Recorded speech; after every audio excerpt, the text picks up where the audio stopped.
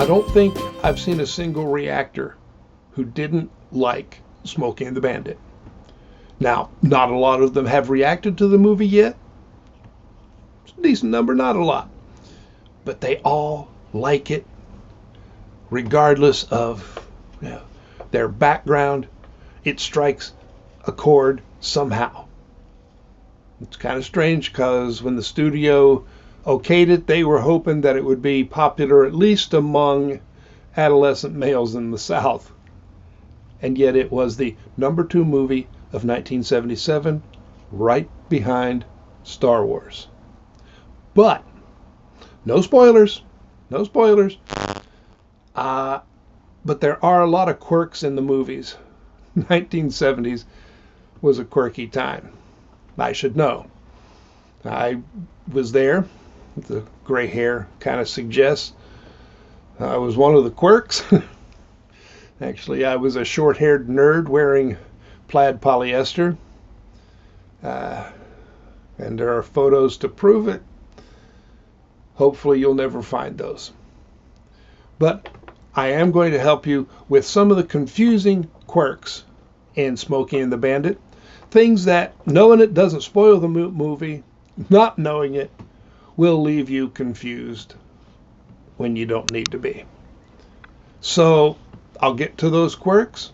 First, I do kind of have to do that little bit where I say, this is Forrest Poston. You're watching my Thoughts and Mutters channel, where my mind goes out to play. And every once in a while it does let me tag along, and then usually leaves me out in the middle of nowhere to find my own way back. I do hope you will click the thumbs up button, make some comments, minimal profanity, I hope, and click the share button, notification bell, and tell your friends, all those things that help a channel like this get some traction. And, there will be a link if you would like to support the channel in a more direct manner, which the cats around here would especially appreciate, since it would mostly end up buying cat food. All right. Smokey and the Bandit quirks. And the first one is, who is Smokey? This is not a spoiler. It's just something confusing. Simple version, Smokey is a cop. Why? Well, you remember Smokey the Bear? Popular for decades to represent the fire service. Forest Rangers, forgive me. And the hat that Forest Rangers, I assume still wear, and that a lot of state troopers wear, same profile.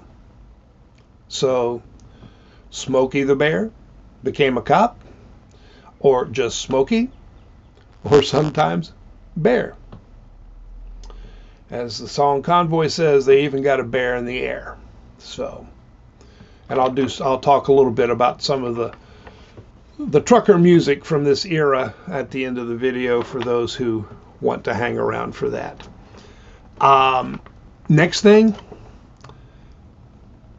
Coors beer was not pasteurized.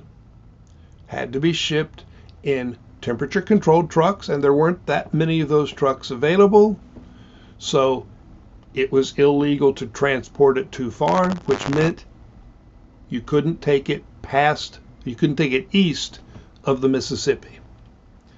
I'm not going to tell you why that matters. It gets revealed very early in the movie, but that's why. Now, big thing, CB radio citizens band. And that's one, man, back in the 70s, we would have thought that was going to last forever. It was massive. There are trucker songs and there are CB songs.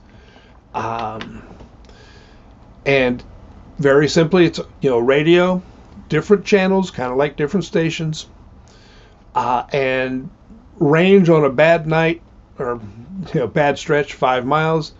Good times, maybe 20 miles, up to 30 maybe.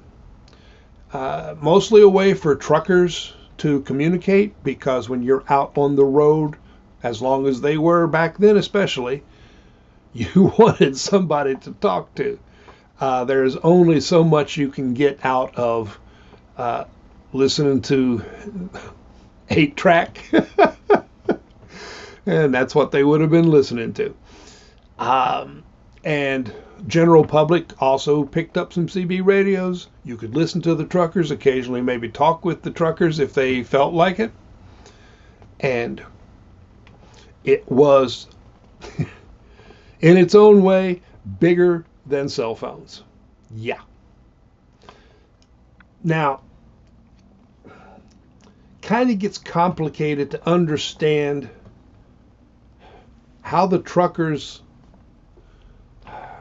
what they stood for at the time. And then you might guess how that could put them at odds with the police. And there's some more quirks to that I'll get to. But the trucker, especially the independent trucker, was considered a version of the cowboy, concrete cowboy. Because, I mean, they were out on the road, not the same as the prairie. Sometimes it was going through the prairie. But, you know, it was that image of the lone hero doing his job and trying to do it as best they could. For the independent trucker, well, for all truckers, but especially the independent trucker, that also meant, well, we did not have the same regulations.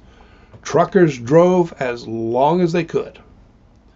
And that because, I mean, hey, their job and their income depended on moving as much freight from one place to the other as quickly as possible. Get that freight in, get it unloaded, get something else picked up, get back on the road. And for the independent truckers, I mean, they had to drive almost constantly just to make ends meet. So, I mean, these guys were some good people, some not so good people, but they were doing a job that needed done. Now, unfortunately, that also meant a whole heck of a lot of coffee, no-dos loaded with caffeine, amphetamines. They did whatever it took to stay on the road. And that did have some bad consequences, which also shows up in some of the songs I'll talk about later. But the truckers were, and to some degree are, heroes. You know, they keep things moving. We saw that when truckers couldn't do as much moving and there wasn't anything on the shelves. Now, obviously, the truckers were bending, breaking a lot of rules, and the police had the job of stopping them. And you got to respect that. Now, some police did it maybe more than they should. And the war, and it got to be a bit of a war that escalated because in the 70s, speed limits on the interstate got dropped from 70, 75 miles an hour to 55 miles an hour. And it is real hard to keep delivering things when you're doing, well, if you obey the speed limit, 20 miles an hour slower. Every mile per hour slower is costing the independent trucker money. So things got tense. It's also a time period the image of the sadistic Southern sheriff was popular. Lots of movies about that. Now, we don't have a sadistic Southern sheriff, but we do have a key character who is playing off of actually a couple of real sheriffs. That and I want to point out the image of the police in this movie. You got good guys, you got bad guys. You got guys good at their job, guys who aren't so good at their job. In its own way, it really is a realistic presentation. No, I mean, I don't want you to think that this movie is putting any group down. Individuals, yes. Groups, no. But I suppose that's the main thing you need to really, and it's the hardest to understand, is that relationship between the police and the truckers, both mostly just trying to do their job as best they can. But it put them at odds. Now, there are movies in which the cops are the heroes, and that's great. Need to be movies like that. And there are movies where the truckers are the heroes.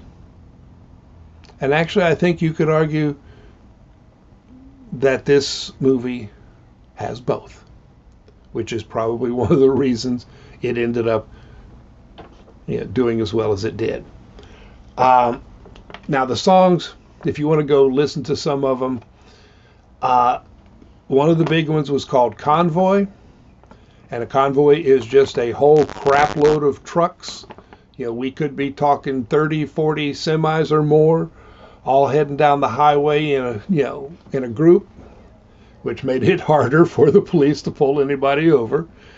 That was by C.W. McCall. If you do listen to that one, listen to the original. Do not listen to the rewritten version for the movie Convoy, which is a lousy movie that destroyed a good song. There's also The White Knight by Cletus Maggart, and these are comedy songs in those cases. Going back earlier, the trucker songs go back a long ways. You get into the 60s, you had The Mysterious Phantom 309 by Red Sovine, 6 Days on the Road by Dave Dudley, who had been a trucker, which was redone later. I think Sawyer Brown or similar group. Fun, not nearly as good as Dudley's original. Red Sovine in the 70s, around the same time as this movie, did the utter tearjerker Teddy Bear. So prepare yourselves if you listen to that one. And there's a whole number of others that I did not write down and which my uncaffeinated brain is not recalling. Anyway, I do hope you'll go watch Smokey and the Bear. Great cast, and I know some people don't like to know who's in the movie before they watch it, so I'm not going to tell you that. But it is an amazing cast, a lot of improvisation, and fantastic chemistry. So go have some fun, and it is a guilty pleasure. And there for a while, first I was young enough to enjoy it, and now I am old enough to enjoy it. In between, some of the stuff bugged me more than it should. Finally, I do, I think, maybe understand it. Anyway, thanks for watching. I hope you'll check out some of the other videos. I cover a whole wide range of things on this channel. And I will be talking to you later, if you're willing to watch. So long.